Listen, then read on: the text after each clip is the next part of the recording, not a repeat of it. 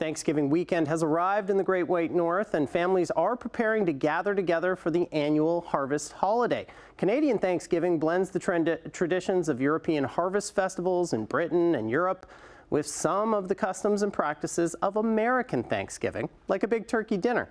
But with food inflation pushing prices up, many families celebrating with that traditional meal will be feeling the pinch. In a country that welcomes everyone, there's one holiday that does too.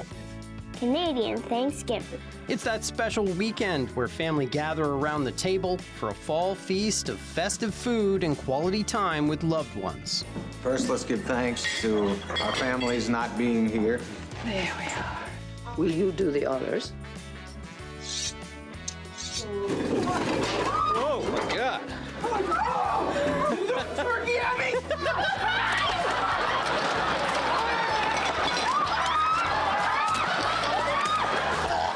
You okay, Dad? He's just having a heart attack. It happens every year on the second Monday of October, but the date has moved several times. It was held sporadically, sometimes in April, before it became a national holiday in 1879.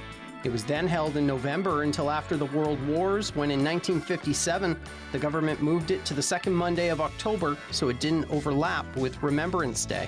And we have different traditions. You know, we like to stuff the turkey through the beak. This, of course, is different than in the U.S., where Thanksgiving is celebrated on the fourth Thursday of November. Thanksgiving in Canada is just like Thanksgiving in the United States. It's a time for friends and family to get together and eat some food and be thankful for all the good stuff. Huh, you don't say.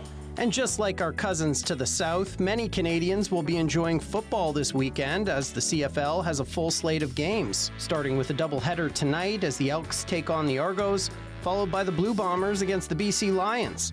Tomorrow night, the Tiger Cats take on Saskatchewan, and on Holiday Monday, the Red Blacks and Alouettes face off. What do you think they ought to do now?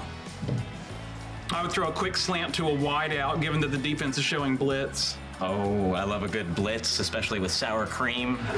Other families will go outside, enjoying fall activities like pumpkin picking, or going for a hike, or playing a fun family game.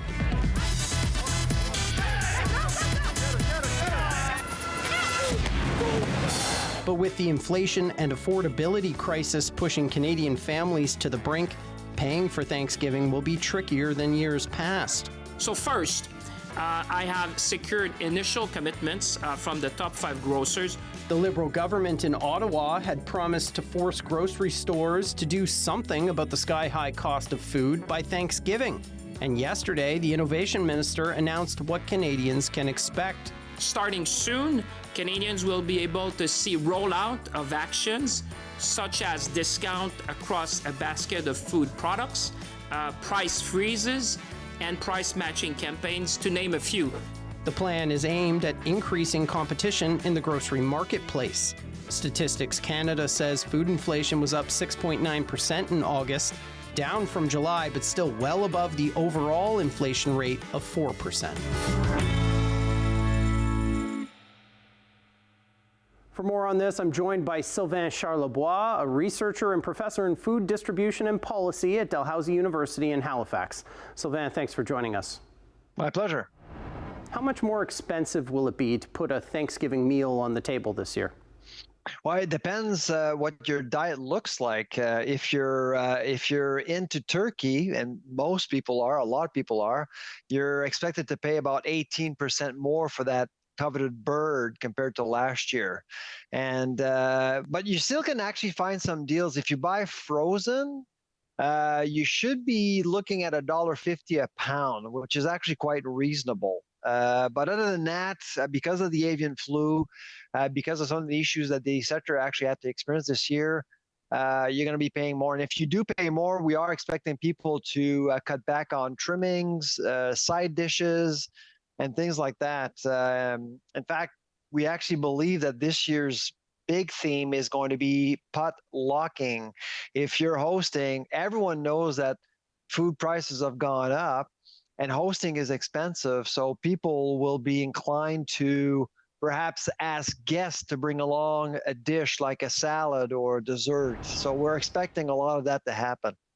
You mentioned turkey. Are there other holiday staples that are particularly more expensive this year?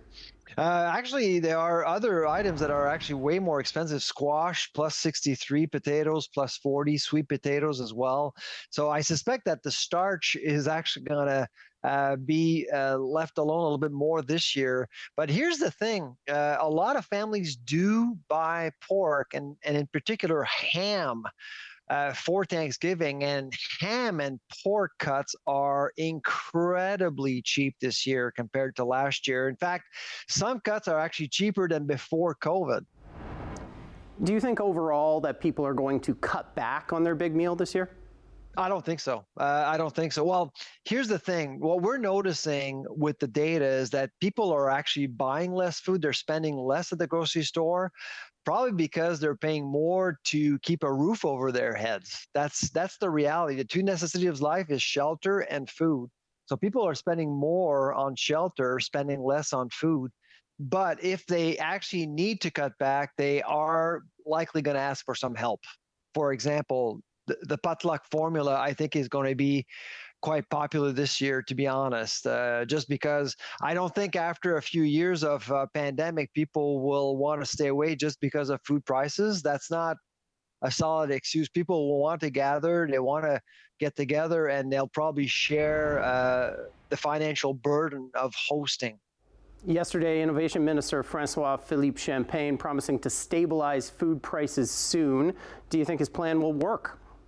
Well, I mean, prices are actually going to be more stable moving forward, despite Ottawa, to be honest. But that's what we're expecting. In fact, that's what we were forecasting a year ago. And so Ottawa's plan yesterday, for the short term, I don't think is going to make much of a difference. For the longer term, I think there is a clear roadmap there to make the sector more competitive. So that I thought that was a good thing.